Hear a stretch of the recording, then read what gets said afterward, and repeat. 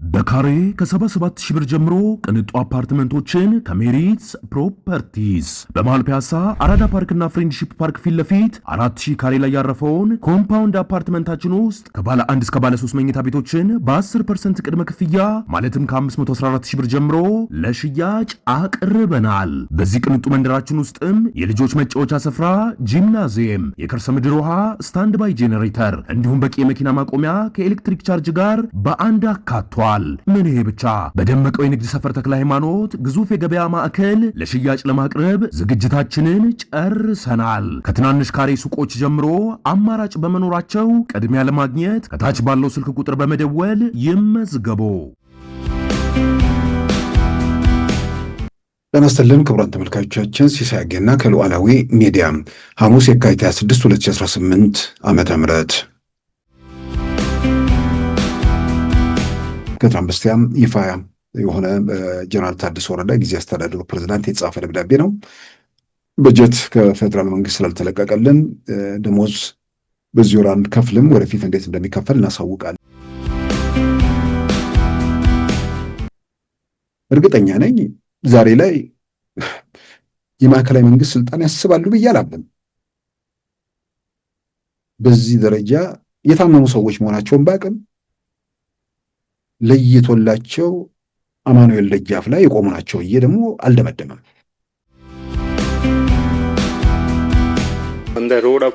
ከምሽቱ 2 ሰዓት ተኩል አካባቢ በቦሌ መንገድ እየተጓዝኩ ነበር። 2 ግለሰቦች እንደሚለምኑ መስለው ወደ እኔ ቀርበው አዋከቡኝ። ያው ኢትዮጵያ ውስጥ እንግዲህ ይሄ በዲጂታሉ መንገድ የሚደረገው ጉዞ እጅግ በጣም በፍጥነት እየሄደች ነው። ይሄ እንግዲህ ፖሊስ ጣቢያ እስካሁን ባሉ መረጃዎች በዓለም ላይ በ4 ሀገሮች ብቻ ያለ ነው። ዩናይትድ አረብ ኤሚሬት። በዛሬው ፕሮግራማችን በእነዚህና በሌሎች ወቅታዊ ጉዳዮች ላይ ትኩረት አድርገናል። አሁን ወደ ዕለቱ ዜና እናመራለን። የኤርትራ ወታደሮች በትግራይ ከተሞችና በሱዳን የድንበር ከተሞች ላይ እየተንቀሳቀሱ መሆኑን ዘአፍሪካን ሪፖርት ከፓሪስ ዘገበ። የኤርትራ ወታደሮች በሁለቱ ሀገራት ድንበሮች ላይ በግልጽ ከመታየት ባሻገር ወደ ኢትዮጵያ ግዛት ገብተው በመቀሌ፣ በአዲግራትና ዛላምበሳም በመሳሰሉ ከተሞች እየተንቀሳቀሱ መሆኑን ወታደራዊ ምንጮችና የአካባቢው ነዋሪዎችን በማነጋገር ዘግቧል። ዘአፍሪካን ሪፖርት ስማቸው እንዲጠቀስ ያልፈለገ ወታደራዊ ባለሙያና የአካባቢው ነዋሪዎችን በማነጋገር ባቀረበው በዚህ ዘገባ የኤርትራ ወታደሮች በትግራይ የተለያዩ አካባቢዎች በግልጽ በመታየት ላይ ከመሆናቸው ባሻገር በሁመራም አቅጣጫ ኢትዮጵያ አዋሳኝ በሆነችው በሱዳኑ ሐምዳይቲ እንደሚገኙም ተመልክቷል። በሱዳን ሐምዳይቲ በኩል ህወሓት ወደ ተቆጣጠራቸው የትግራይ አካባቢዎች መኪኖች እየተመላለሱ መሆኑን ተዘግቧል። ዘአፍሪካን ሪፖርት ምንጭ ያደረጋቸውና ስማቸውን ያልጠቀሳቸው ወታደራዊ ባለሙያ የኤርትራና የህወሓት የጋራ ግብ ኢትዮጵያን ማፍረስ ነው ብለዋል። ይህ በእንዲህ እንዳለም ኢትዮጵያ ባለፈው ሳምንት ቱርክ ሰራሽ ድሮኖችን ወደ አገሪቱ ማስገባቷም ተዘገበ። ተኪርዳ ከተባለው የቱርክ ከተማ ኪሮሊ አውሮፕላን ማረፊያ በቦይንግ 767-300 የጭነት አውሮፕላን ዓርብ ዕለት የተጫኑ ድሮኖች ቢሾፍቱ ኢትዮጵያ አየር ኃይል ግቢ መድረሳቸውን በረራዎችን የሚያስሰው ሪች ሰብትራክ ዘግቧል። ባለፈው ሳምንት ዓርብ እንደ አውሮፓውያን አቆጣጠር የካቲት 27 2026 ከንጋቱ 10 ሰዓት ከ12 ደቂቃ የተነሳው ቦይንግ 767-300 አውሮፕላን በዕለቱ ከረፋዱ 5 ሰዓት ከ24 ደቂቃ ላይ ድሮኖችን ይዞ ቢሾፍቱ አየር ኃይል ግቢ አርፏል። ኢትዮጵያ ባለፈው ሳምንት ያስገባቻቸው ድሮኖች ከቱርክ መነሳታቸውን እንጂ የድሮኖቹን አይነትና መጠን አልተገለጸም። ሆኖም በርካታ ድሮኖች መሆናቸው ተመልክቷል። ኢትዮጵያ አሁን እየተጠቀመችበት የምትገኘው ባይራክታር ወይንም ባይራካሽ ቲቢቱ የተባለው ድሮን ሲሆን በሰዓት ከ220 ኪሎ ሜትር እስከ 300 ኪሎ ሜትር ይበራል። ከ150 ኪሎ ሜትር እስከ 300 ኪሎ ሜትር ርቀት ላይ ትዕዛዝ የሚቀበለው የዚህ ድሮን የተሻሻለው ክፍል በሳተላይት ግንኙነት አማካይነት ከ4000 ኪሎ ሜትር ላይ ትዕዛዝ እንደሚቀበልም ተመልክቷል። አሁን ወደ ኢትዮጵያ የገቡት የባይራክታር ድሮኖች የትኞቹ ሞዴሎች እንደሆኑና ብዛታቸው አልታወቀም። ድሮኖቹን ይዞ ዓርብ ዕለት ቢሾፍቱ ያረፈው ቦይንግ 767-300 አውሮፕላን በአንድ ጊዜ እስከ 56000 ኪሎ ግራም ጭነት የሚያጓጉዝ ሲሆን ባይራክታር ድሮኖች አማካይ ክብደት ደግሞ 700 ኪሎ ግራም በመሆኑ በአንድ ጊዜ 80 ያልተገጣጠሙ ድሮኖችን ማጓጓዝ እንደሚቻልም ተመልክቷል። ኢትዮጵያ በአሁኑ ወቅት የቻይና፣ የሩሲያ፣ የቱርክና የኢራን ድሮኖችን እየተጠቀመች ሲሆን የራሷን ድሮን ማምረት መጀመሯን መገለጹም ይታወሳል። ይህ በእንዲህ እንዳለም ሱዳን በድሮን ተጠቃው በሚል ኢትዮጵያን ወንጀሏን ተከትሎ የኢትዮጵያ የውጭ ጉዳይ ሚኒስቴር በአዲስ አበባ የሚገኙትን የሱዳን አምባሳደር ጠርቶ ማነጋገሩን አልጀዚራ ዘግበዋል። አልጀዚራ የኢትዮጵያ ዲፕሎማትን በምንጭነት ጠቅሶ ባቀረበው በዚህ ዘገባ ኢትዮጵያ ክሱን ሙሉ በሙሉ ያስተባበለች ሲሆን የሱዳን ክስ ለኢትዮጵያ አማጽያን የምትሰጠውን ድጋፍ ለመሸፈን እንደሆነም ኢትዮጵያ መግለጿም ተመልክቷል። በሱዳን ጦርነት ኢትዮጵያ ገለልተኛ እንደሆነችም ለሱዳኑ አምባሳደር መነገሩም በዘገባው ሰፍሯል።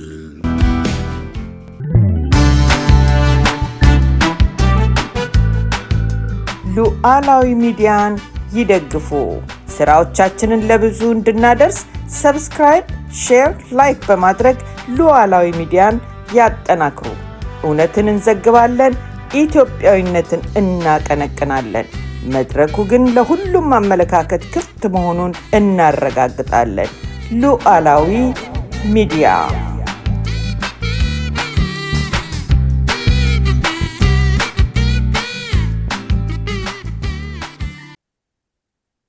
ክቡራን ተመልካቾቻችን ጠቅላይ ሚኒስትር አብይ አህመድ ከትላንት በስቲያ ማክሰኞ ከኢትዮጵያ ዜና አገልግሎት ጋር በትግርኛ ቋንቋ ያደረጉት ቃለ ምልልስ የትግርኛ ቃለ ምልልስ ነው። በመንግስታዊዎቹ መገናኛ ብዙሃን ተሰራጭተዋል። በትናንትናው ዕለት እኛም በዜናም በክፍል ተመልክተናል። በዚያ ቃለ ምልልሳቸው ላይ የጽሁፍ መግለጫም ለትግርኛ ለቆጣ ለሚሰሙ በትግርኛ በሌላም በኩል ደግሞ የጽሁፍ መግለጫ ስላለው ብዙዎች ጋር መልእክቱ እንደደረሰም ይታመናል። ምናልባት በዛ ቃለ ምልልስ ላይ መሰረት አድርገው በተለያየ መንገድ የሚወጡ አስተያየቶችን እያየ ነው። ከዚህ ቀደም የዛሬ 5 ዓመት የትግርኛ ቃለ ምልልስ ሰጥተው ከዛ በኋላ ወደ ጦርነት ነው የገቡት። አሁንም ወደ ጦርነት ለመግባት ነው የሚል በዛ መንገድ ለመተንተን የሚሞክሩ ወገኖችንም አይቻለሁ። ምናልባት በአማርኛ ቃለ ምልልስ ይሰጣሉ። በአማርኛ ቃለ ምልልስ ሲሰጠው ወዲያው ወደ ጦርነት ይገባሉ። በአማርኛ ቃለ ምልልስ ሰጥተው ነው ከፋኖ ጋር ጦርነት ውስጥ የተገባው። በኦሮምኛ ቃለ ምልልስ ሰጥተው ነው ከኦሮሞ ነጻነት ሰራዊት ወይም ሸኔ ጋር ጦርነት ውስጥ የተገባው። እንዲህ አይነት ብዙ ለሚጠይቁ ሰዎች የማይሆኑ ነገሮችን መሰረት አድርጎ ወይ ደግሞ ጥላቻን ሁልጊዜም እንትን እያሉ መሄዱ ብዙ የሚጠቅም ነገር አይመስለኝም። ይልቁንም በዛ በተነሱት ጉዳዮች ላይ የጦርነቱን አነሳስ በተመለከተ አሁን ባለው ሁኔታ ላይ ያነሷቸው ጉዳዮች ላይ ምን ክፍተቶች አሉ መንግስት በሚለውና ወይ ደግሞ ጠቅላይ ሚኒስትሩ በሚሉትና በተጨባጭ ባለው መካከል ልዩነት አለ ወይ? ይህንን መሰረት አድርጎ ውይይት ማድረጉ በጣም ይጠቅማል። ምክንያቱም ጦርነቱ ከፍተኛ ጉዳት የሚያደርስ ነገር ነው። ስለዚህ ተመልሶ ትልቅ መስቀልቅል ውስጥ እንዳይገባ በሰላም ጉዳዮችን ለመጨረስ ያሉ እድሎች ሁልጊዜም ክፍት ሆነው እንዲቀጥሉ፣ ክፍት ሆነው ይቀጥላሉ ማለት ደግሞ ክፍት ሆነው ይዘልቃሉ ማለት ስላልሆነ የሆነ ቦታ ላይ ሰላምን የሚያረጋግጡ ስራዎች ደግሞ መሰራታቸው ስለማይቀር በዚህ ዙሪያ በመንግስት በኩል በኢትዮጵያው ጠቅላይ ሚኒስትር በኩል የተነሱ ጉዳዮችን ከዛ አንጻር መቃኘቱና ያንን መሰረት አድርጎ አስተያየት መስጠቱ ለሁሉም ሰው ይጠቅማል ብዬ አምናለሁ። ከሱ ባሻገር እንግዲህ የጊዜያዊ አስተዳደሩ የትግራይ ጊዜያዊ አስተዳደር ከዚህ የካቲት ወር ጀምሮ ደሞዝ መክፈል አልችልም በሚል ለመንግስት ለምንድነው ለክልሉ መስሪያ ቤቶች ደብዳቤ መበተኑን የሚገልጹ መረጃዎች ወጥተዋል። በደብዳቤ ጭምር የተደገፈ መግለጫ ነው። እንግዲህ የካቲት 24 ማለት ትላንት ከትናንት በስቲያም ይፋ የሆነ ጀነራል ታደሰ ወረደ ጊዜ አስተዳደሩ ፕሬዝዳንት የተጻፈ ደብዳቤ ነው። በጀት ከፌደራል መንግስት ስላልተለቀቀልን ደሞዝ በዚህ ወር አንከፍልም፣ ወደፊት እንዴት እንደሚከፈል እናሳውቃለን የሚል ደብዳቤ ማሰራጨቱ ይፋ ሆኗል። በሌላም በኩል ደግሞ ህዝባዊ ወያኔ ሓርነት ትግራይ ውስጥ ያሉ መሬቶችን የከተማም የገጠር መሬቶችንም እንዲሁም ደግሞ አንዳንድ ህንፃዎችንና ይዞታዎችን እየሸጠ መሆኑን የተመለከተ መግለጫ በአቶ ጌታቸው ረዳ የሚመራው የስምረት ፓርቲ መግለጫ ወጥቷል። መቀሌ የሚገኘው ኤፍኤም ሬዲዮ ጣቢያ ህንፃን ጨምሮ 2 ሆቴሎች፣ ሌሎችም ያልተዘረዘሩ ንብረቶችን ለመሸጥ ጨረታ እያወጣ መሆኑን ይህንን በተመለከተ ደግሞ ማለት ባለሀብቶቹ እዚህ ጣጣ ውስጥ እንዳይገቡ ባንኮችም ደግሞ ለእንደዚህ አይነት ተግባር ብድር እንዳይሰጡ በሚል አቶ ጌታቸው የሚመሩት ፓርቲ ስምረት መግለጫ ማውጣቱንም ተመልክተናል።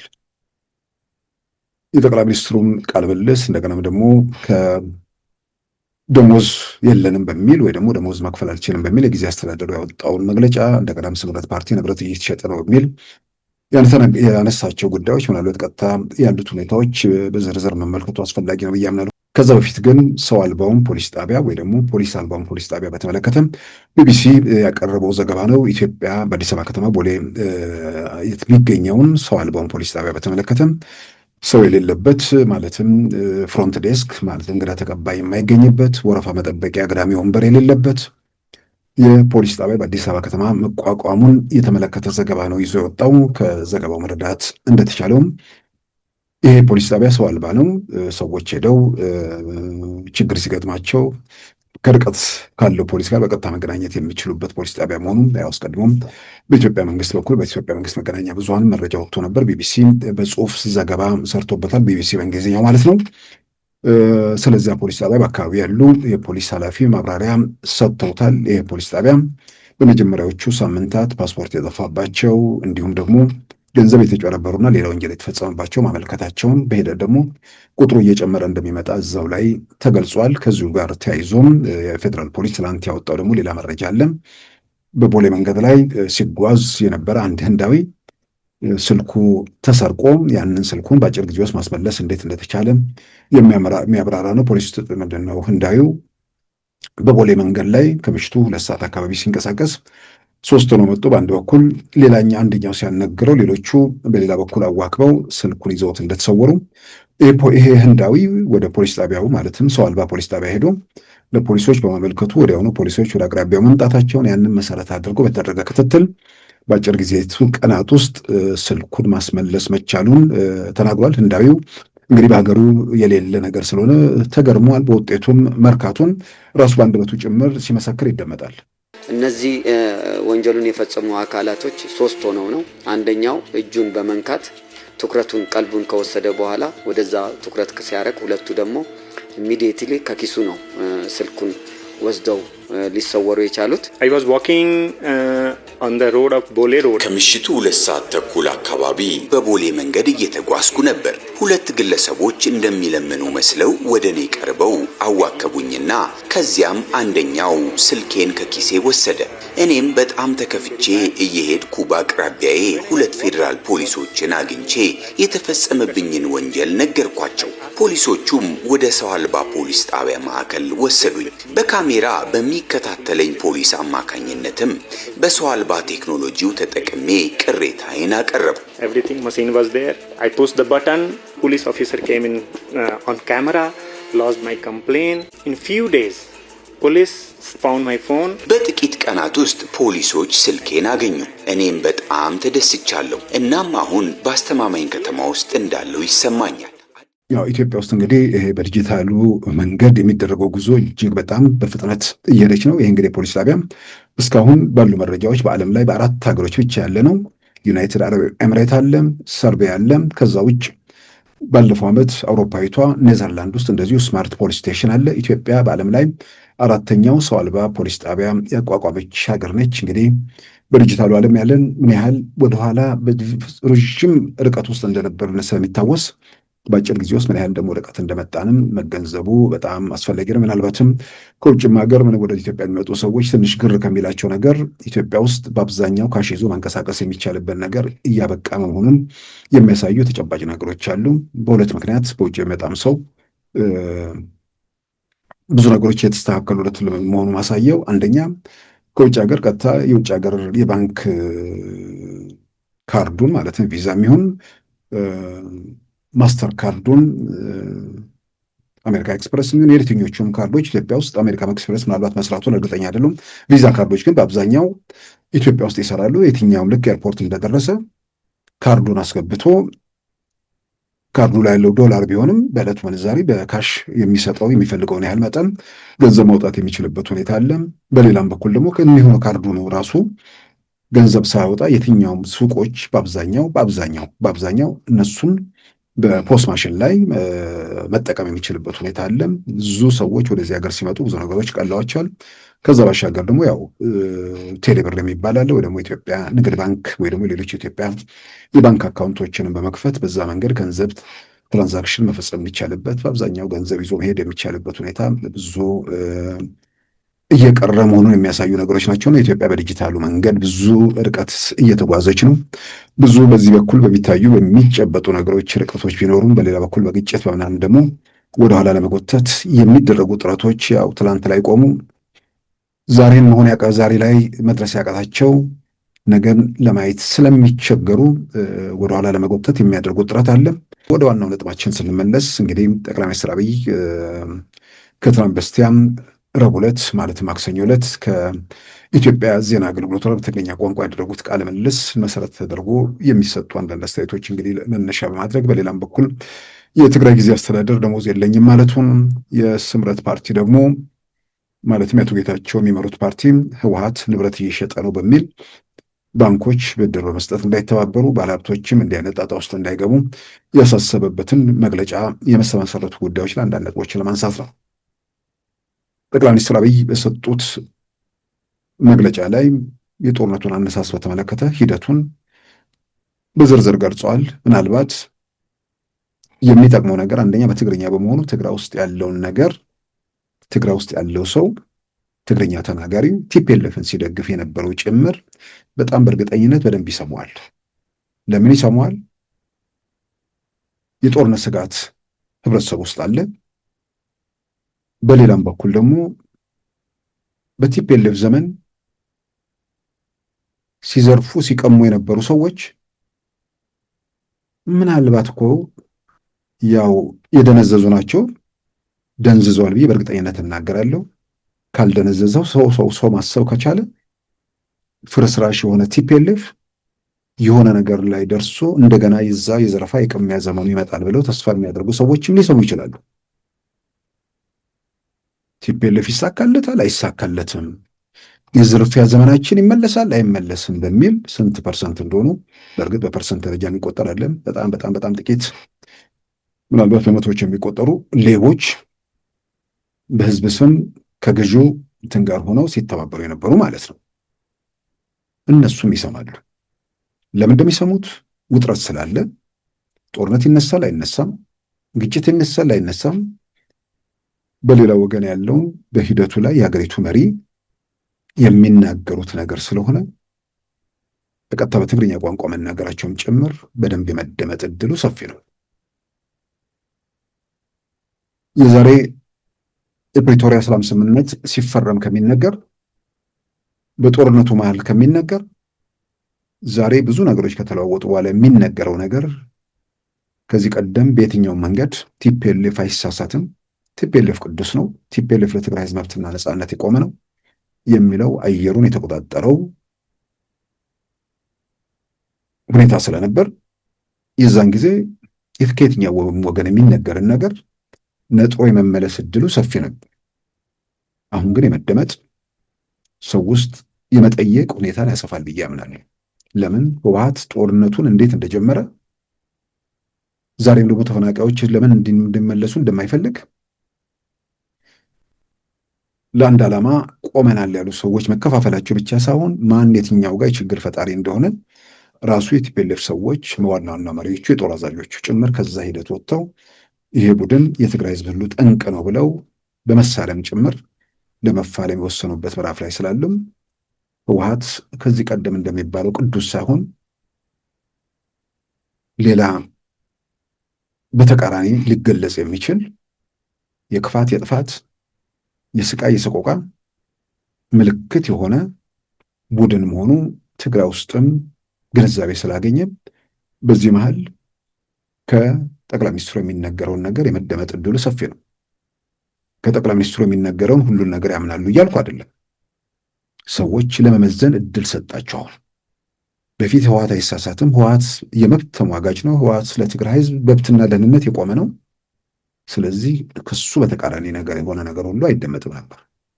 አሁን ህወሓት የመብት ተሟጋጅ ሳይሆን ለስልጣን ያበዱ፣ ለስልጣን ሲሉ ሀብት ለማጋበስ ሲሉ ሰዎችን መሰዋት፣ በሰው ደም ላይ መራመድ ምንም የማይመስላቸው መሆናቸውን ራሱ የትግራይ ህዝብ የተገነዘበበት ሁኔታ ስላለ በዚህ ወቅት የሚሰጠው መልእክት ምናልባትም እስከዛሬ ከተላለፉ መልእክቶች ሁሉ በደንብ የመደመጥ እድሉ ሰፊ ነው። የመደመጥ እድሉ ሰፊ ላይ አሁን ምንድን ነው የሚመጣው? ጄኖሳይድ ታወጀብን ነበር ለረዥም ጊዜ ሲባል የነበረው። ጄኖሳይድ የሚባለው ነገር ጦርነቱን ማን ጀምረው የሚለው ለዓለም ግልጽ ነው። ትግራይ ውስጥ ላለው ሁኔታ ማህበረሰብ ግን ግልጽ አልነበረም። ጦርነቱን የኢትዮጵያ መንግስት እንደጀመረ ነው ሲገለጽ የነበረው። እንዳልኩት የሚደመጠው የሚታመነው አካል ብቻ ነበር። ልክ ዛሬ በየትኛው ብሔርተኛ አካባቢ ያለው ነገር እንደሆነ ማለት ነው። ያኔ ጦርነቱን የጀመረው የትግራይን ህዝብ ለማጥፋት ስልጣን ላይ ያለው መንግስት ነው። ትግራይን ካልጠፋ ስልጣኔ አይደላደልም ብሎ ያምናል። ስለዚህ ለማጥፋት ተነሳ የሚለውን ያኔ ህወሓት የሚለው ነገር ሁሉ ትክክል ነው ተብሎ ያኔ የሚታመንበት ሁኔታ ነበር። ዛሬ አይታመንም የሚለው ብቻ ሳይሆን በሌላውም ወገን ያለው ሁሉ ነገር ይወሰዳል እያልኩ አይደለም። ሰዎች ለመጠየቅ ለመመርመር ያላቸው እድል ሰፋ። ጠቅላይ ሚኒስትሩ የሚናገሩት ነገር አለ። አሁን ስለ ጦርነቱ አነሳስ ሂደት ረዥም ጊዜ እኮ ተናግረዋል። ረዥም ጊዜ በተለያዩ ወገኖች ተናግረዋል። አሁን ነው ስለ ጦርነቱ ትግራይ ውስጥ የተሟላ መረጃ እየሄደ ያለው ብዬ ነው።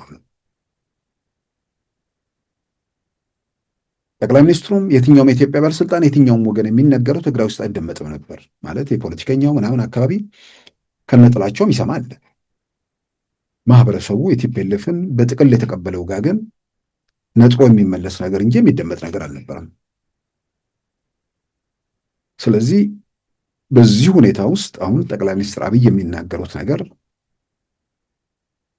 ስለ ጦርነቱ አነሳስ የሚናገሩት ነገር ያኔ ዘር ማጥፋት ታወጀብን ከሚለው ነገር ጋር ሰዎች ማገናዘብ የሚጀምሩበት ሁኔታ ይፈጠራል። ከዚህ አስቀድሞ እናቱ ጌታቸው ረዳና ሌሎቹ ደግሞ ስለ ጦርነቱ አነሳስ ራሳቸው በአደባባይ የመሰከሩበት ሁኔታ አለ። የህወሓት ማዕከላዊ ኮሚቴ አባላት የሆኑ ሰዎች በ2 ሳምንት አዲስ አበባን እንጨብጣለን፣ ሚሳኤል እናርከፈከፍባቸዋለን ብለው የተናገሩትን በትግርኛ የተላለፈ ስለሆነ ተደምጧል። ከህወሓት ወገን የሚናገር ሰው ይደመጥ ነበር። ስለዚህ ጦርነቱን በተመለከተ ሲባል የነበረውና በተጨባጭ መካከል ባለው ነገር መካከል ሰው ውስጥ አስቀድሞ ጥያቄ አለ።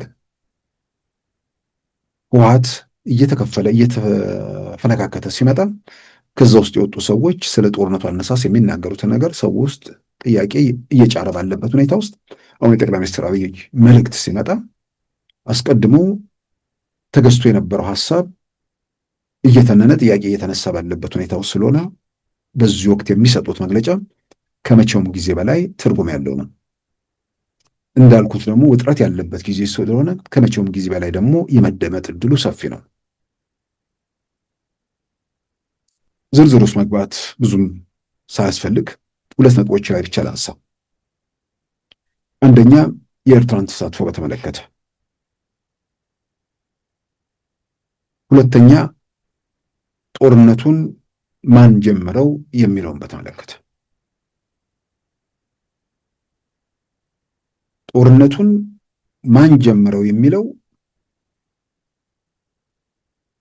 ጦርነቱ ዘር ለማጥፋት ወይ ደግሞ ትግራይን ካላጠፋን ስልጣናችን አይደላደልም በሚል ሲሰበክ የነበረውን ነገር የመመለስ እድሉን ሰፊ ነው። ስለዚህ ጦርነቱን ማን ጀመረው የሚለውን በተመለከተ ዛሬ ጠቅላይ ሚኒስትር አብይ ሂደቶቹን መናገራቸው ብቻ ሳይሆን አስቀድሞም ትግራይ ውስጥ ያ ነገር ግንዛቤ የሚያገኝበት እድል ሰፍቷል።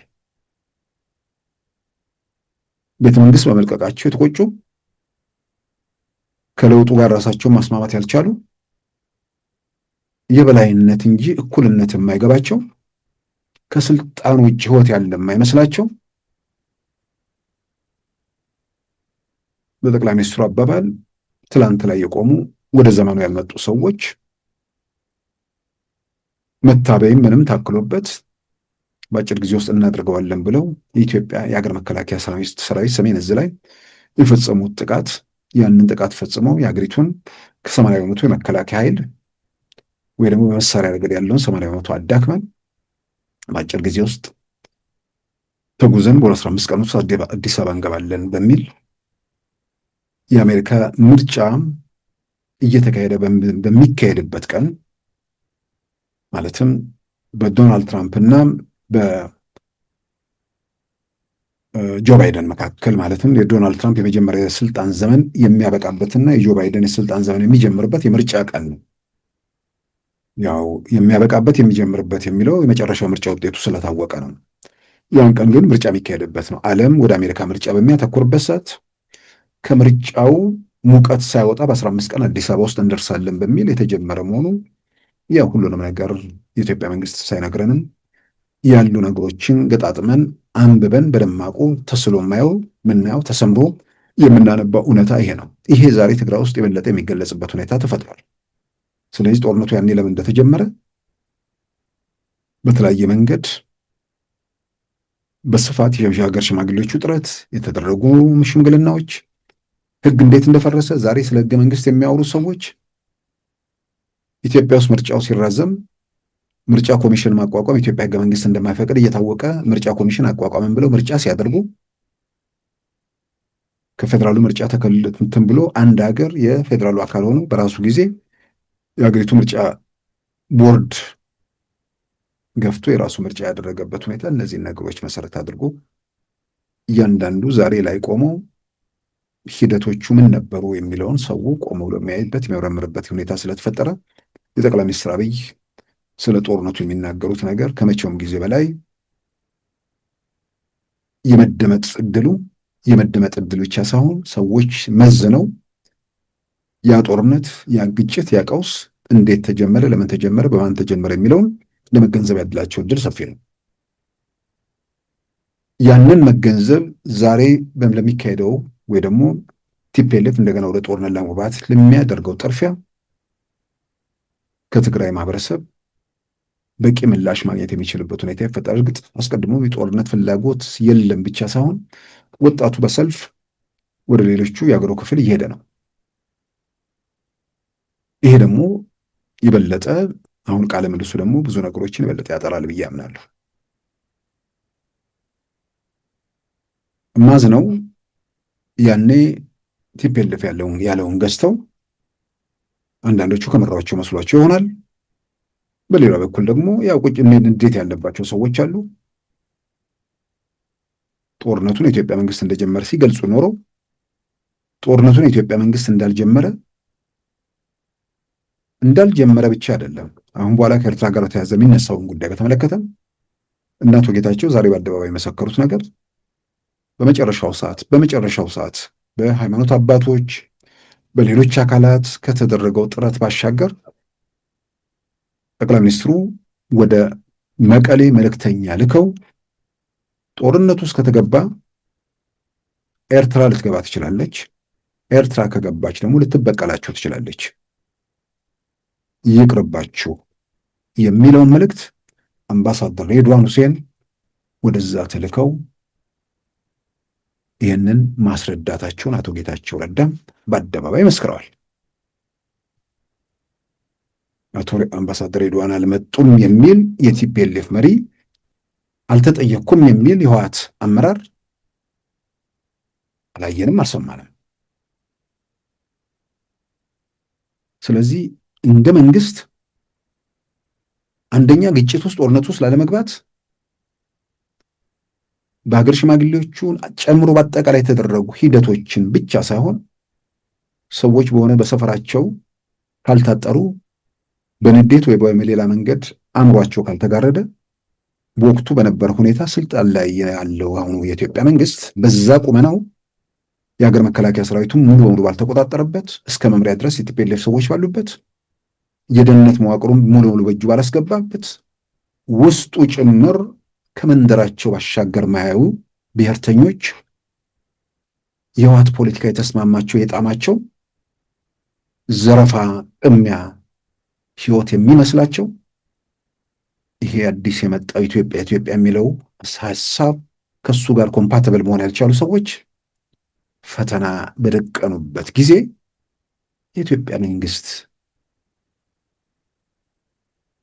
በመከላከያም በደህንነቱም በየትኛውም መንገድ ተጽዕኖ ማድረግ ከሚችል ኃይል ጋር የሀገሪቱ መከላከያ ተቋም 80% ሰራዊቱ ትግራይ ውስጥ ባለበት ብቻ ሳይሆን ትግራይ ውስጥ ያለው ሰራዊት የሰሜን ዕዝ ሰራዊት ከ80% በላይ የቲፒኤልኤፍ ሰዎች በሆኑበት ካላበደ እንዲህ አይነት እርምጃ ውስጥ ሊገባ የሚችልበት ምን ምድራዊ ምክንያት አለ? ሁለተኛ እብደት ውስጥ አይገባም ብቻ ሳይሆን የማዕከላዊ መንግስትን ስልጣን የያዘ ኃይል በየቀኑ አቅሙ እየጠነከረ ጡንቻው እየፈረጠመ ኢኮኖሚንም ጸጥታውንም ሁሉንም ነገር የማደላደል ችሎታው እየጨመረ ነው የሚሄደው።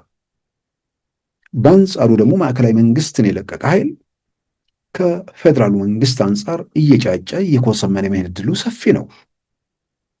ስለዚህ በአንድ በኩል ውስጡ ያልጠራ የሀገሪቱ የጸጥታ መከላከያ ተቋም አመራርና መሳሪያውን በቲፒኤልኤፍ ቁጥጥር ስር ባለበት ካላበደ በስተቀር እንዲህ አይነት ሁኔታ ውስጥ ሊገባ የሚችልበትን ማንም ማሰብ የሚችል ሰው በቀላሉ የሚደመድመው ነው። ስለዚህ ያን የሆኑ ጦርነቱ በማን ለምን እንደተጀመረ ለማንም ግልጽ ነው። ለማንም ግልጽ ነው ስል ማንም የሚለው ነገር ብዙ ጊዜ መፈታት ያለበት ማሰብ የሚችሉ ሰዎችን በሰፈራቸው በምናቸው ላልታጠቡ ሰዎች ማለት ነው። ማሰብ የሚችል ሰው ግራ ቀኝ ለማየት ከሁሉም ወገን ያለውን ነገር ለመመዘን ለመገንዘብ የሚችል ሰው ነው ለማለት ነው። ዛሬ ከቲፒኤልኤፍ አሻገር እኮ የቲፒኤልኤፍ ደጋፊ ባሻገር ማለት በየዘሩ በየምናምን የተኮለኮለው ሰው እኮ ያው ዘግቶ አይደለም የሚጫወተው። እንደነዚህ አይነት ሰዎችን የሆነ ነገር እስኪገልጥላቸው እግዚአብሔር ይማራችሁ እያሉ መቀጠል ነው የሚቻለው። ሌላ ምንም መፍትሄ ያለው ነገር አይደለም። ሰው ካልጠየቀ፣ ካልሞገተ፣ አላይም አልሰማም ብሎ ከደመደመ፣ ሲቆነጥጡት እግዚአብሔር ይፍታው የሚል ነገር ውስጥ ከሄደ እንዲህ አይነት ማምለጫ እየፈለጉ ከመፍትሄ እየራቁ የሚደረጉ ነገሮች ዛሬም በየሰፈሩ በየብሔረሰቡ ስለምናይ የዛን ጊዜ የሚገርም ነገር አልነበረም። ያን የሚገርመን ብሔርተኝነቱ ቲፒኤልኤፍ ጋር ተጀምሮ እዛው እንደ ወረርሽኝ በደንብ ማህበረሰቡ ውስጥ ስለገባ ሰው እንዴት አይጠይቅም? ሰው እንዴት አይመረምርም? ሰው እንዴት ጥቁርና ነጭ መለየት ያቅተዋል? የሚል ግራ መጋባት ነበር። አሁን እንዲህ አይነት ግራ መጋባት ውስጥ ያለ ሰው ያለ አይመስለኝም። ሰውን ወደ ሰፈሩ ከተጠራኸው ወደ መንደሩ ከሰበሰብከው በኋላ የፈለግከውን ትጭንበታለህ። የመጠየቅ የማገናዘብ የመመርመር አቅሙን መጠጥ ወስዷል ማለት ነው። ስለዚህ በዚህ መልኩ ያኔ የኢትዮጵያ መንግስት ወደዚህ ሁኔታ ውስጥ ሊገባ እንደማይችል እንዲህ አይነት ድፍረት ውስጥ ሊሞክር እንደማይችል በራሱ ላይ ሞትን የሚያውጅበት ምክንያት እንደማይኖር ቢያንስ ሞት ባይሆን እንኳን ተረጋግቶ አደራድሮ መቀጠል የሚችልበት ሁኔታ ለራሱ እንቅፋት የሚፈጥርበት ሁኔታ ሊኖር እንደማይችል ለማንም ግልጽ ነበር። ለሚጠይቅ ነው ያልኩት። ያኔ ያው ጦርነቱ ሲጀመር ከዳር እስከ ዳር በሌላው ወገኑ ያለው በአንድ ላይ ተሰልፏል። ጥያቄ ውስጥ የማይገባ ኦነጎቹ ሲቀሩ ማለት ነው፣ ሸኔው ሲቀር ማለት ነው። እሱ ያኔ ሸኔዎቹ ቲፒኤልኤፍን ያፈቅራሉ። ምናልባትም በትግል ውስጥ በነበሩበት ወቅት ሁሉ ግንኙነት የላቸውም ወይ የሚለውን ነገር አላቸው ብለው የደመደሙ ሰዎች አሉ። አመራር ውስጥ ያሉ ማለት እዛው ከነሱ ጋር የቆዩ ሰዎች ግንኙነት እንዳለ እንደ ቡድን ነው ወይስ ከግለሰቦች ጋር ነው? ግላዊ ግንኙነት ነው ወይስ የፓርቲ መስመርን መሰረት ያደረገ ነው? በዛ ደረጃ በፓርቲ መሰረት አድርጎ ነው ብዬ ለመደምደም ይቸገራለሁ። በሆነ በኩል ደግሞ አይደለም ብሎ ደግሞ መዝጋትም የሚቻል አይመስለኝም። በቃ ተቃዋሚ ሆነው አትድረሱብኝ፣ አንደርስባችሁም፣ እዚህ የተቃወመን በተለያየ መንገድ የምናገኘው ድጋፍ አለ፣ አስመራ ለሽ ብለን ተኝተናል ብለው በዛ መንገድ እሱም ተስማምቷቸው ጥሟቸው እያደረጉትም ሊሆን ይችላል። ግን ባልተጨበጠ የማይታወቅ ነገር ላይ ወደ መደምደሚያ ሊሄድም ግን ለህዋት ፍቅር አላቸው። ማያጠራጠሩ ነገር የኦሮሞ ህዝብ ላይ የደረሰ መከራ፣ የመስለኝ አስተዳደር እሱ አያንገበግባቸውም። ከህወሓት ጭቆና ይልቅ ኢትዮጵያ ኢትዮጵያ የሚለው ቃል ኢትዮጵያ ቤተ መንግስት ውስጥ መስተጋባቱ ያባነናቸዋል። የሚያመጣው ጣጣ ምናምን ስላለ አይደለም፣ የሀገር ግንባታ ፕሮጀክቱን ስለሚያሰናክለው ሀገር እንፈጥራለን የሚለውን ቅዠታቸውን ጥያቄው ስለሚያስገባው። ስለዚህ ኢትዮጵያ ኢትዮጵያ የሚል ቤተ መንግስቱ ያ ብሔር ብሔረሰቦች ከሚል የጎሪጥ የመታየት ፖለቲካ፣ የጠላትነት ፖለቲካ፣ የእኛና የነሱ ፖለቲካ እየተነነ ኢትዮጵያዊነት አየሩን እየሞላው ሲመጣ የሰነፈጣቸው ሰዎች አሉ። ሌላው ታውዶበታል። ሀገር እንዲቀጥል፣ ትውልድ እንዲቀጥል ከራስ ከመንደር ከምናምን ባሻገር ለሚያዩ ሰዎች ኢትዮጵያዊነት ያውዳል።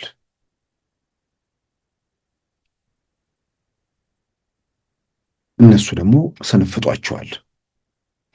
ስለዚህ ቲፒኤልኤፍ ሲተኩስ የቲፒኤልኤፍ ፖለቲካ የኮንፌዴራሊስት ፖለቲካ ነው።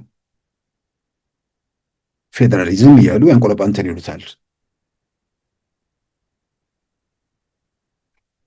እነ ጀዋርም በአደባባይ የተናገሩት ነገር ነው። አብይን የሚከተለው ኦሮሞ ፖለቲካ ውስጥ የአብይን መስመር የሚከተል በአሁኑ ሰዓት የለም። በኦሮሞ ፖለቲካ ውስጥ ኮንፌዴራሊስቶች ናቸው ያሉት፣ እኔን ጨምሮ። ሌሞንድ ምናምን ላይ ሬኔ ምናምን ብትባለው ላይ አሁን በአደባባይ ያለ ነገር ነው ማወራው። ዛሬ ስለ ፌዴራሊዝም ወይ ስለ ኢትዮጵያዊነት ያወራል። ኮንፌዴራሊስት የሚባለው ነገር ደባል ማለት ነው።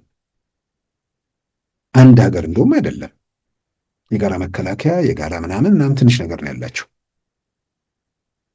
ራሳቸውን የቻሉ ነፃ ሀገራት፣ ራሳቸውን የቻሉ ነፃ ሀገራት የሚፈጥሩት ትብብር ማለት ነው ኮንፌዴራሊስት። እንደዛ መሆኑ ይፈልጋሉ፣ የሆነ ሀገር መስርተው ከዛ በኋላ ለመቀጠል። ስለዚህ በጦርነቱ ወቅት ቲፒኤልኤፍ ሲተኩስ ሸኔ እያጨበጨበ ነበር።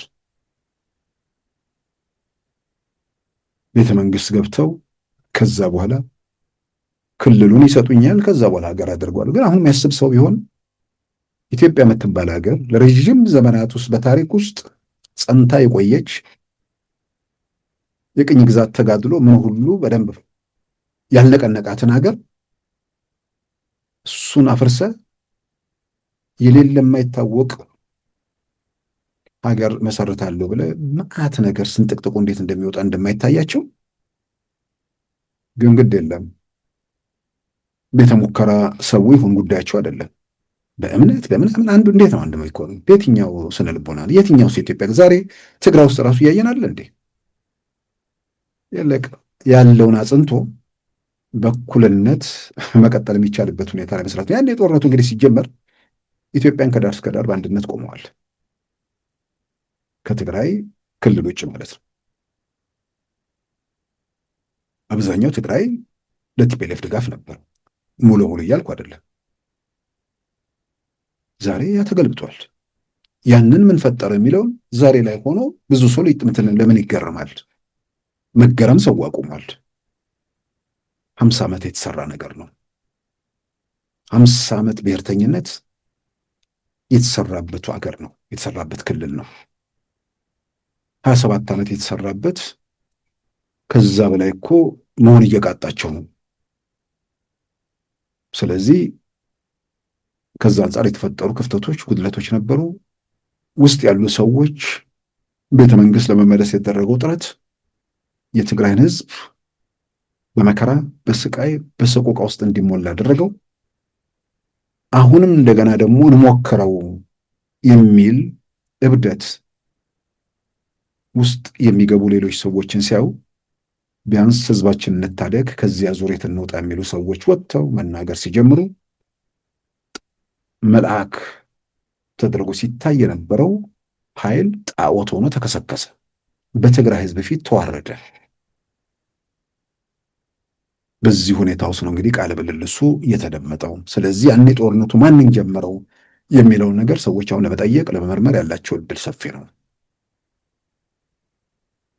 ኤርትራ ለምን ገባች የሚለውንም ነገር በተመለከተ ዛሬ ጥያቄ ውስጥ የሚገባ ነገር አይመስለኝም። እንዳልኩት ነው፣ ጠቅላይ ሚኒስትር አብይ በተናገሩት ነው አይደለም፣ ሁላችንም የየራሳችን ግምገማ አለ። በዛን ወቅት ቲፒኤልኤፎች የሚያደርጉት እንቅስቃሴ ግልጽ ነበር። ስለዚህ የኢትዮጵያ መከላከያ ሰራዊት ውስጥ ያላቸውን ሚናና ተጽዕኖ ሙሉ ሙሉ ተነቅሎ አለመውጣታቸውን ስለሚያውቁ፣ በደህንነት መዋቅር ውስጥ ያላቸውን ነገር ስለሚያውቁ በየአባል ድርጅት የሚባለው ውስጥ ትላንት ላይ የቆመ ቲፒኤልኤፍን እንደ ባለውለታ የሚቆጥር ምን ለሀገር ሰራ፣ ምን አስተዋጽኦ አደረግ ሲባል ምንም ማለት መናገር የማይችል ዙፋን ላይ ወጥቻለሁ፣ ደግሞ ስልጣን ላይ ወጥቻለሁ፣ እየቆነጠጡኝም ቢሆን ሳገለግል ነበር፣ ከርባታ ስሬ ሚኒስትር ምናምን አንተ ብያለሁ ብሎ ይሄን እንደ ኩራት እንደ ክብር የሚያወራ ሊኖር ይችላል። እንደነዚህም ያሉ ሰዎች ባሉበት የሚደረግ ጦርነት ስለሆነ የሚያሸበሽበው ሀገር ቲፒኤልኤፍ ሲመጣ ሀገር አንድ ቀን ይሰጠኛል ብሎ እንትን የሚለው ሸኔ ብቻ ሳይሆን ኦነግ ብቻ ሳይሆን ሌላው እዛው ስልጣን ውስጥ ከየሰፈር ያምጥቶ ስልጣን ሰጥቶኛል ብሎ የሚያስብ ያ መብቱ እንደሆነ የማያውቅ ያውም ስልጣን ሳይሆን አገልጋይነት፣ ጉዳይ ፈጻሚነት አንዳንዶቹን እየቆነጠጧቸው ምናምን እያደረጉ ያን እንኳን መገንዘብ የማይችሉ አንዳንዱ በሆነ አጋጣሚ ስለ አንዳንድ ሰዎች ሲሰማ እነዚህ እንዴት አይነት ሸክሞች እንደነበሩ በሆነ ነገር ትገኛል። ዛሬ ኢትዮጵያ ውስጥ ስር ነቀል ተአምር በሚባል ነገር የሚታየውን ነገር አይናቸውን ገልጠው በመገረም በመደነቅ ማየት ብቻ ሳይሆን ምን አይነት ኋላ ቀር ቡድን ሲያገለግሉ እንደነበር አስበው መቆጨት ሲገባቸው ይሄን እኮ መለስ ነው ያስበው ብሎ አንድ ቦታ አንዱ ሲናገር ሰማሁ ተብሎ ስለዛ ሰው ያሁን አንዳንዴ እንትን ስል ምን አይነት ሰዎች ደካሞችን ከየሰፈሩ እንደመለመሉ በአንድ በኩል የሚያሳየው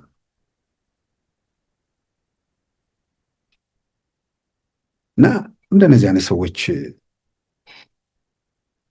በየመንግስት መዋቅር ውስጥ በየደህንነት መዋቅሩ በየመናምኑ ባሉበት ሁኔታ ውስጥ ጦርነት ውስጥ ገብተው በቀላሉ እናሳካለን ብለው እንደገቡበት፣ በአንጻሩ ደግሞ ያለው ኢትዮጵያ መንግስት ይህንን በደንብ ስለሚረዳ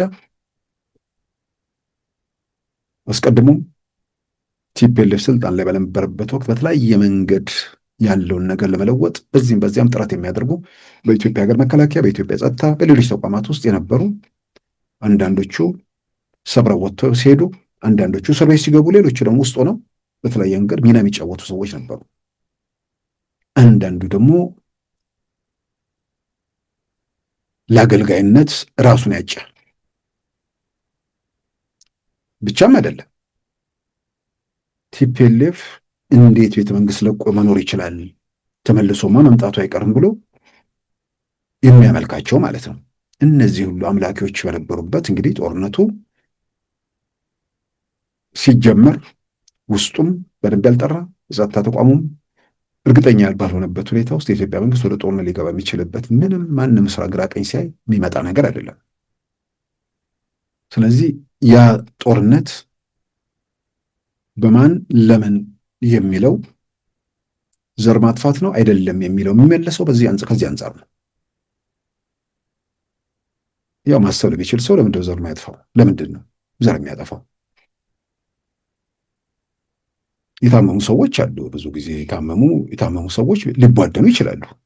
ዘር ማጥፋት የሚባል ነገር ከመጣ በኢትዮጵያ ምድር ተቧድኖ ዘር ለማጥፋት እንዲህ አይነት ስሜትና ፍላጎትም ስልጣንም የነበራቸው ቲፒኤልኤፎች ናቸው በኢትዮጵያ ምድር። ሌሎች ዘር ማጥፋት ፍላጎት ያላቸው ቡድኖች የሉም ማለት አይደለም። አቅም የላቸውም፣ በደንብ አልተደራጁም፣ እንትን አለንም። እና ጦርነቱ ህወሓት ቤተ መንግስት ገብቶ ተመልሶ ዘረፋውን ለመቀጠል፣ ጭቆናውን ለመቀጠል፣ ኢትዮጵያን በአናሎግ ዘመን እንድትዳክር ለማድረግ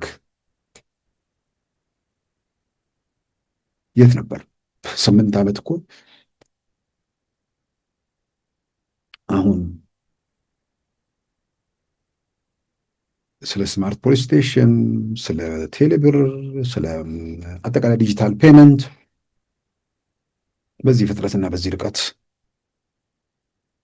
እንዴት እንደተሄደና ጉዞ ፍጥነቱ ሲታይ ኋላ ቀሮች ከቤተ መንግስቱ ተጠርገው በመውጣታቸው ኢትዮጵያ እግረ ሙቋ እንደወለቀላትም ጭምር ማሳያ ነው። ተመልሰው ግን መግባት የሚፈልጉት ተጸጽተው ቢሆን እኮ ጥሩ ነው። ተጸጽተው ስለ ትግራይ ህዝብ ብለው እንኳን ተጸጽተው ብዬ ነው። ተደራጅተው ሲዘርፉ እነሱ ላይ ተቃውሞ ሲመጣባቸው በትግራይ እናታችን ነው በደል የሚደርስብን በሚል ወይ ደግሞ እንጠቀው በሚል እንደ ሰባይ ጋሻ እየተጠቀሙ መቀጠል ነው የፈለጉት። ተመልሰው ነገን ለማስተካከል ቢሆን ኖሮ ጥሩ ነበር። ተመልሰው ያንን ዘረኝነታቸውን ተመልሰው ያ የዘረፋ ሱሳቸውን ለመወጣት ሱስ እንደሆነ ዘረፋ ብቻዋን ትግራይን ደግሞ በእጃቸው ሲገባ እሱኑ ዘርፎ አልበቃ ሲላቸው አሁን ደግሞ መሬት እየሸጡ መሆኑን ንብረት እየሸጡ መሆኑን አቶ ጌታቸው በአደባባይ ይገለጡ። ስለዚህ ያንን ለማሳካት ነበር ወደ ቤተ መንግስት መመለስ የፈለጉት። ያለ ዘረፋ መኖር ስለማይችሉ ስልጣን ላይ ሆነው ጨቁነው አሰቃይተው ካልሆነ መኖር ስለማይችሉ ያንን ለመርገብ ነበር የሄዱት። በዛ ሂደት ውስጥ የኢትዮጵያ መንግስት ምን ማድረግ ነበረበት? ትግራይ ውስጥ ለደረሰው ሰቆቃ የኤርትራ ወታደሮች ገብተው ስቃይ ማድረሳቸው ዛሬ አደባባይ ሚስጥር ነው። በእርግጥ ማንን ለማድረጋቸው ማን ነው የመጀመሪያው ስቃዩን ያደረሰው ተጠያቂ ነው። ሁለተኛው ስቃዩ የሚደረስበት እንዲደርስ ምክንያት የሆነው ቡድን ሌላው ተጠያቂ ነው። ምናልባትም በኩል ደረጃ መጠየቅ አለበት ብዬ አምናለሁ። ቲፒኤልኤፍ ነው። አስገራሚው ነገር ለስልጣንና ስልጣንን መሰረት አድርጎ ለሚገኝ ሀብት ሲል የትግራይን ህዝብ ለዛ ሰቆቃ ያጋለጠ ቡድን ሰቆቃውን ከፈጸመው ቡድን ጋር ደግሞ ግንባር ፈጥሮ ለሌላ ዙር የሰቆቃ ታሪክ ለመድገም እየተንቀሳቀሰ ይገኛል። ትግራይን የጦር ሜዳ ለማድረግ በኢትዮጵያና በኤርትራ መካከል ያለው ውጥረት ኤርትራ ድንበር ላይ ውጊያው ከሚካሄድ ትግራይ ውስጥ ለማድረግ የኤርትራ ወታደሮች መቀሌም፣ አዲግራትም፣ ዛላምበሳም በየቦታው በትግራይ ውስጥ መሰማራታቸውን ዘአፍሪካን ሪፖርት ላይም ጭምር የወጣ ዘገባ ነው ዛሬ። ስለዚህ ትግራይ ውስጥ በደረሰው በአማራ ክልልም በአፋር ክልልም በአጠቃላይ በኢትዮጵያ ላይ ለደረሰው ጉዳት ግንባር ቀደሙ ተጠያቂ በጦርነቱ ነው። የቀደመውማ በባለቤቱ ነው። ግንባር ቀደሙ ተጠያቂ ህዝባዊ ወያኔ ሓርነት ትግራይ ነው። የሰላምን መንገድ ረግጦ ያለ ምክንያት ወደ መተኮስ ህዝብ ወደ ማተራመስ የሄደ ቡድን ማለት ነው። ዛሬ ባለንበት ሁኔታ ውስጥ ተመልሶ ትግራይን የጦር አውድማ ወይ ደግሞ የጦር ሜዳ ለማድረግ ምን ምክንያት አለው? አሁን ጠቅላይ ሚኒስትር አብይ ያብራሩት ነገር አለ። ቲፒኤልኤፍ መመለኩ አቁሞ ጣዖቱ ፈርጧል። ስለዚህ ሰው ነገሮችን ማየት፣ መመርመር፣ መጠየቅ የሚችልበት ሁኔታ ስለተፈጠረ ምንድን ነው ለመተኮስ የሚያስገድዳቸው ነገር? የፕሪቶሪያ ሰላም ስምምነት ላይ የኢትዮጵያ መንግስት ያልፈጸመው ምንድን ነው? ተፈናቃዮች እንዳይመለሱ ያደረገው የኢትዮጵያ መንግስት ነው አይደለም። እነ አቶ ጌታቸውም እነ አቶ አሰፋ አብርሃም እነ ጀነራል ጻድቃንም በአደባባይ መስክረዋል። ታጣቂዎች ተፈናቃዮቹ የታገቱት በህዝባዊ ወያኔ ሓርነት ትግራይ ነው። እነ አሜሪካ ጉዳይ ሁሉ አሳስቧቸው የአሜሪካ አምባሳደርም ተፈናቃዮቹ በራሳቸው ፍላጎት ይመለስ እስከ ማለት ሄደዋል። ለምንድን ነው ቲፒኤልኤፍ ኢትዮጵያ መንግስት አሁን ተቃውሞ ያቀርበው? ምንድን ነው የትኛው የፕሪቶሪያ የሰላም ስምምነት ነው ያልተፈረመው ያልተፈጸመው? በኢትዮጵያ መንግስት በኩል ማለት ነው። ይልቁንም ሰላም የሚፈልገው የሀገሩን ቀጣይነትና ዘላቂነት የሚመኘው ሌላው ኢትዮጵያዊ የትግራይ ህዝብ ጭምር ድምፁን ከፍ አድርጎ መጠየቅና ማሰማት ያለበት በፕሪቶሪያ የሰላም ስምምነት መሰረት የዲዲአር ፕሮግራም በአንድ ወር ውስጥ የተባለው 5 ዓመት ስላለፈ እሱ መፈጸም አለበት። ለወፈፌ ኃላፊነት ለማይሰማው ቡድን መሳሪያ እጁ ላይ አድርገ ዘላቂ ሰላም ማሰብ የሚቻል ነገር አይደለም። በተፈረመው ስምምነት መሰረት መፈጸም አለበት። ይሄ ቡድን የፕሪቶሪያ የሰላም ስምምነት ከፋኖ ጋር በመተባበር ከሸኔ ጋር በመተባበር አፍርሷል። ከሻቢያ ጋር በመተባበር አፍርሷል። ይህንን ምንድነው ሂደቱን ሽምግልናውን የመራው የአፍሪካ ህብረት ያውቀዋል። የታዘቡት የአሜሪካ፣ የአውሮፓ እንዲሁም የተባበሩት መንግስታት ያውቁታል። ስለዚህ እዚህ ውስጥ ምን እንዲፈጸም ነው ቲፒኤልኤፍ የሚፈልገው? መሳሪያ የሚያወዛውዘው ምን ለማምጣት ነው? ምን የጎደለ ነገር ለማሟላት ነው? ስልጣን ብቻ ነው። እርግጠኛ ነኝ ዛሬ ላይ የማዕከላዊ መንግስት ስልጣን ያስባሉ ብዬ አላምንም።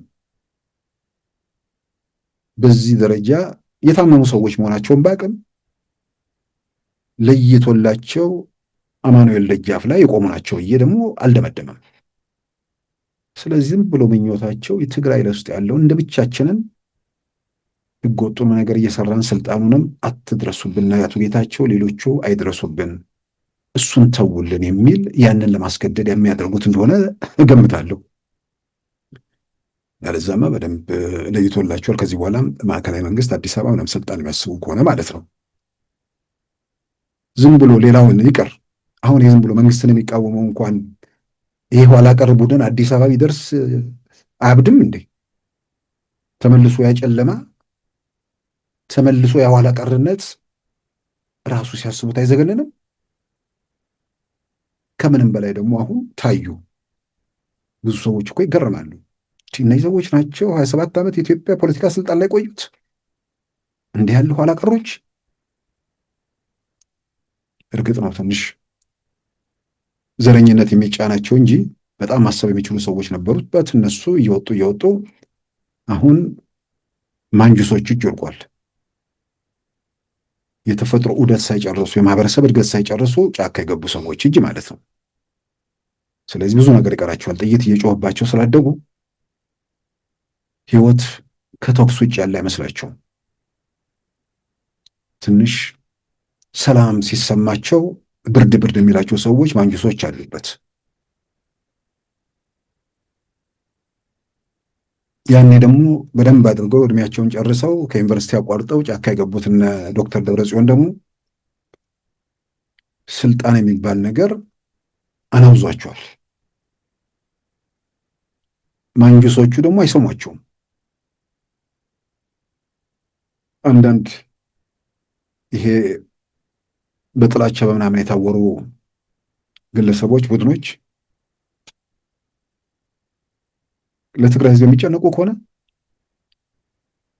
ይሄ ከዚህ ቡድን የትግራይ ህዝብ መላቀቁ፣ ይሄ ቡድን ክንዱ መሟሸሹ ለትግራይ ዘላቂ ሰላምን ለማረጋገጥ ያለውን ነገር ማጤን ነው የሚገባቸው። እናቶ ስዬም ሌሎችም በአደባባይ እየተናገሩት ነው።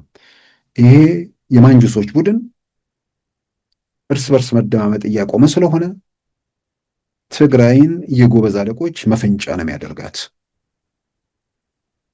የሚመጣው ጣጣ፣ የሚከተለው አደጋ የሚያሳስባቸው ሰዎች አይደሉም። ለመገንዘብ የሚችሉም ጥቂት ሰዎች ብቻ ናቸው የቀሩት እዛ ውስጥ።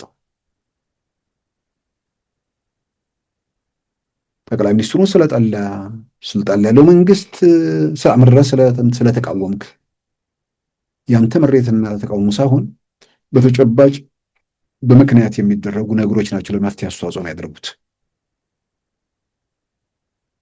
ጦርነቱን የኢትዮጵያ መንግስት እንዳልጀመረው ዛሬ ላይ የሚጠራጠር የታመመ ብቻ ነው። አይኑን መግለጥ ያቃተው ወይ ደግሞ ያኔ እንዲህ ብዬ ነበር ያኔማ ባለህ መረጃ ላይ አልክ፣ ቲፒኤልኤፍን ስለምታምን ተናገርክ። ዛሬ ሁሉ ነገር ተገለጠ፣ አደባባይ ወጣ።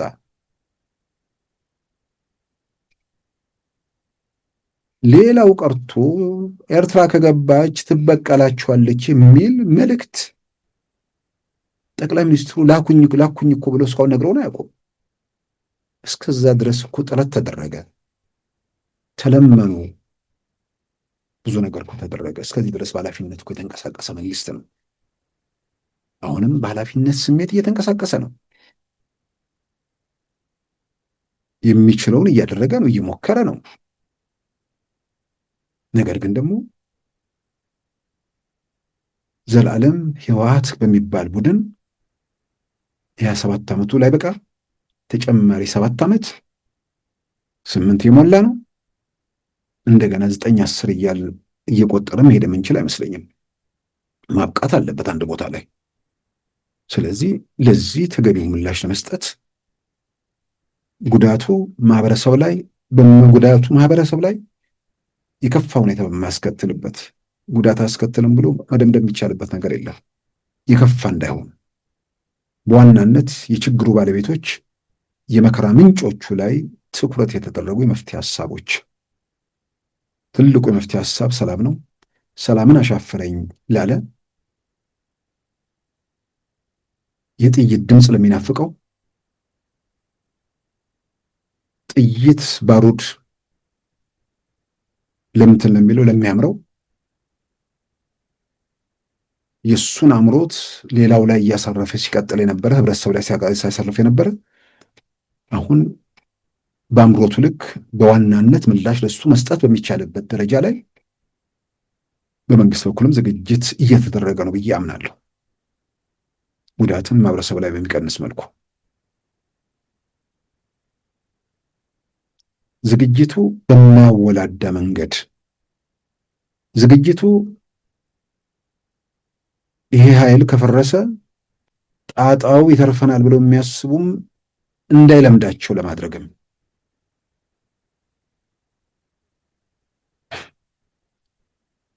በየቀኑ የሚወጡ ነገሮች አሉ። የአውሮፕላኑ መዓት ቢሾፍቱ የሚያርፈው በእርግጥ አውሮፕላን ማረፊያውን በጣም ደረጃው ከፍ ብሎ ተሰርቷል አሉ።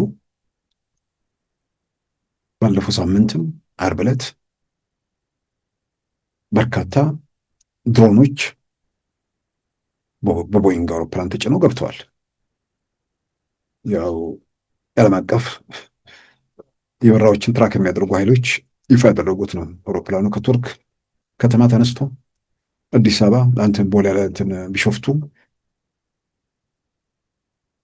ድሮኖች፣ በርካታ ድሮኖች፣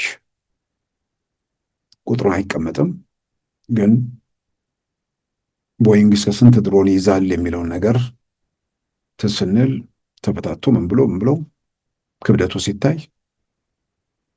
ከ70 እስከ 80 ድሮኖች ጭምር መያዝ የሚችል ነው። ምናልባት 80 ነው 10 ነው ምናምን አናቅም። ግን የኢትዮጵያ መንግስት ዝግጅት የማያወላዳ ሁለተኛ ተመልሶ ችግር እንዳይገጥም ወደ ጠረጴዛ ዙሪያ የሚባል ነገር እንደማይኖር ጭምር ለማረጋገጥ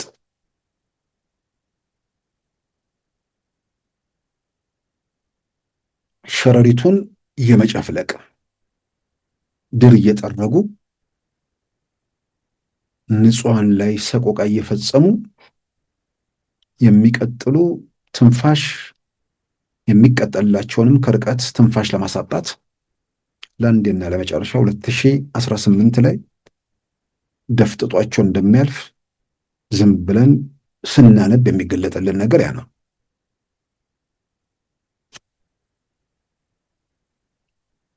ቲፒኤልኤፍ ካምፕ ሆኖ ትላንት እንዲህ ብዬ ነበር ጠቅላይ ሚኒስትሩ አሁን የሚያደርጉት መግለጫ ያን ያደረጉት የጦርነት ዝግጅት ነው። ያን የጦርነት ዝግጅቱ የማን እንደሆነ በግልጽ በአደባባይ ከታወቀ ከተዘረዘረ በኋላ ዛሬ ተመሳሳይ ነገር ውስጥ መዳከር ቢያንስ ህዝባችን ለሚሉት ወገን መጨነቅ እንዴት ሰው እንትን ይለዋል?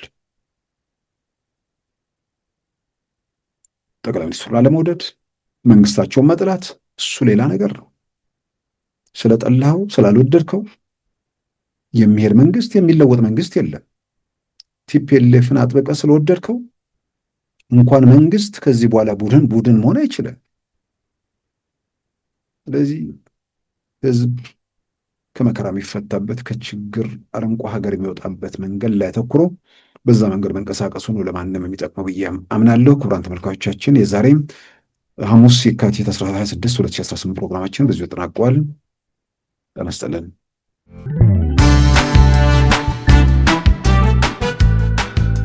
ሉዓላዊ ሚዲያን ይደግፉ። ስራዎቻችንን ለብዙ እንድናደርስ ሰብስክራይብ፣ ሼር፣ ላይክ በማድረግ ሉዓላዊ ሚዲያን ያጠናክሩ። እውነትን እንዘግባለን፣ ኢትዮጵያዊነትን እናቀነቅናለን። መድረኩ ግን ለሁሉም አመለካከት ክፍት መሆኑን እናረጋግጣለን። ሉዓላዊ ሚዲያ